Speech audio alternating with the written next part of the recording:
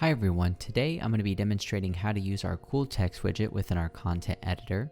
Now, the cool text widget is going to allow you to do a little bit more advanced animation rather than just the normal text widget. And I'm going to go ahead and display that now. So to show that, let me go ahead and drag and drop our cool text widget onto our canvas. And as you can see now, each of these letters have their own animation here that is a part of the whole word. So let's say that I wanted to, make the font a little bigger. I can do that. It has all the normal properties that are associated with our normal text widget. But when you come to the other page over here, that's where you're going to see some more of our advanced animations. So from there, you can decide, do I want to, fade in? Do I want to fade out? Or do I want the animation to start once the text has fully appeared?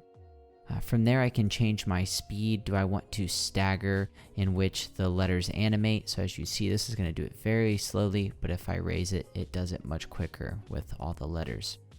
Now I can also delay it, and I can also do the order of what I want this animation to happen. So if I were to click reverse, of course it's going to go in reverse, and then random is just random. Now I can do this with the letters, but let's say I wanted to do it with the whole word. I can do that as well. Some may think that looks a little better, but I'm going to stick with letters for now.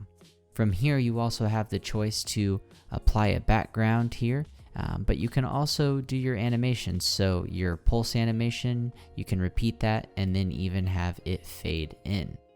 So let me go ahead and save and preview this.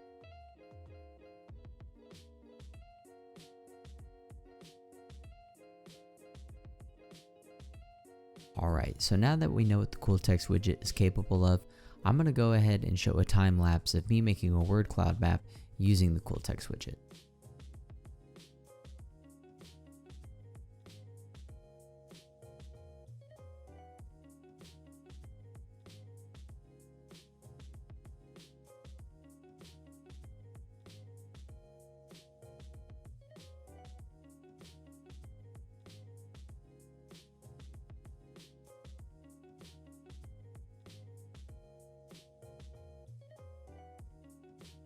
So that's going to be it for how to use our cool text widget within our content editor. There will be more tutorial videos available that go over some of our other widgets as well as other features within our CMS. As always, please let us know if you have any questions by sending us an email at sales@wallboard.info. Thank you and see you next time.